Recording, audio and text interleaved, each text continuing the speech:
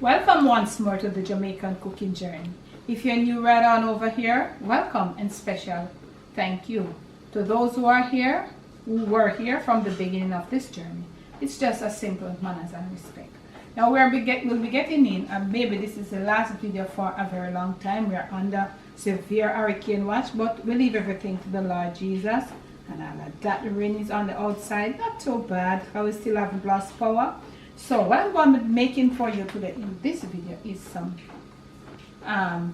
fried and crushed or twice fried sweet potatoes. So you want to select potatoes of this size, more like this size, that you can slice them, like, you know, not too broad, not too wide. And you know, sweet potatoes are not like plantains, they have a little in and out shape, but you want to more select potatoes like with this shape. So we're gonna go peel them off, wash and peel them off. You can peel them sparingly too and leave a little of the skins on, that's okay, but you want to scrub them properly. Okay, so we're gonna go wash them and I'll show you how to slice them next. So now we have peeled and we have cut them about a 3/4 of an inch or thereabout. This is not an inch. So you want to keep them in water in order for them not to oxidize.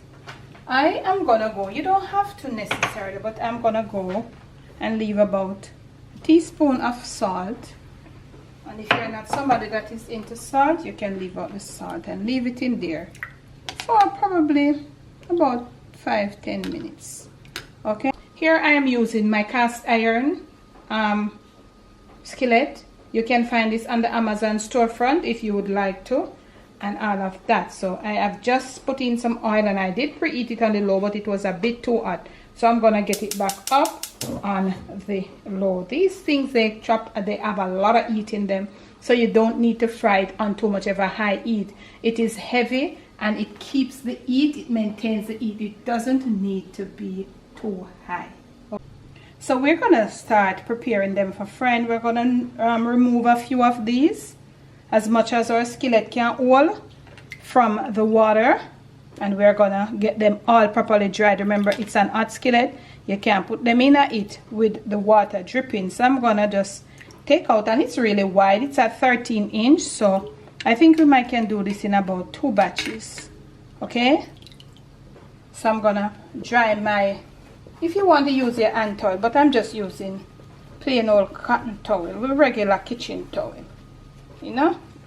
So I want to dry them with make sure no water is on them, or else you know what is gonna happen. So let's dry them, and as soon as you dry them, you try to get them into the skillet as quick as possible. These are some sort of yellow belly, but it doesn't matter whatever potato, but you just need to get them at a certain size, because you want them to look, you know, uniform. We're gonna fry and do it like the way we do the plantains. So we're gonna remove them now. In we go. We can turn the skillet up a little more. So you're gonna fry them just like how you put in your plantain, to fry them, you know. And we can add more, it seems, so we're gonna add more. You see, you have to try to dry them as much. I dry them as much and they're still making a little, so we're gonna put them. We're gonna, seems as if we can hold all. So we have them all in. This skillet is really wide, 13 inches. So we are frying them on a medium heat. You don't need to fry them down really hard.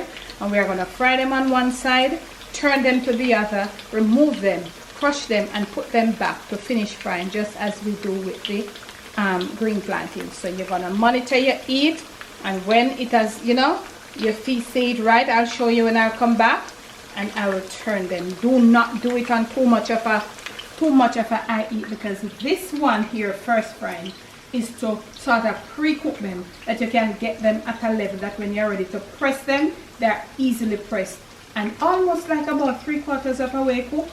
So when you put them back in the second time, they will be 100% cooked. When we're ready to turn, we will. Okay, perfect timing for turning. So let's use your fork, if you want to use your tongue. You see that? Alright. So we're gonna turn them. Some might be more than some, because maybe sometimes some of these things, they have a little hot spot in them, you know, some part brown more than some. But very rare. Cast irons are not, almost like aluminum. They have very few hot spots in them. So this one look like it has few hot spots, not a lot. So we're gonna turn them over right now, and we're gonna let them fry until they are like on the next side in color, just like this, or a little less.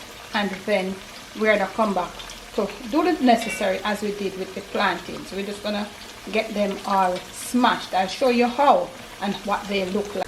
So what we're gonna do, some were thicker than some. We weren't so accurate, so we're gonna test so the knife can go down. So as soon as the knife goes down into them, they're not properly cooked, so you can remove those. So we're gonna remove these. Okay. So okay, now we are gonna press. You want to have them that the knife can go through them and don't hitch or buck. So that is how you'll get them pressed. So we're gonna press them. I'm just gonna do a pressing. You don't have to put much on it, and you saw it look just like the green plantain. You see this? This is just like the green plantain. We're gonna put it back on our plate right on over here. We're gonna let all of these come like this. I'm gonna press another one and show you. So that is the trick. You have to let it. So we're gonna go back now and get them all refried. So it's like sweet potato tostones. Next clip. So our oil is down to the lowest. Now we are going to proceed to refry them. Okay, so we're gonna put them in, and we're just gonna get a little crispiness on each side, and then return them. These will be nice with some bacon, with some fried eggs if you're a fried egg lover. Yeah. So you want to fry these to your desired crispiness. Some people love them really crispy. Some really like them still not so crispy. So I think they are ready to be turned. So I would prefer to use a fork at this point, you know, as to acquire that crispy, nice brown color. Yeah. So if they are not turnable as yet, you just leave them.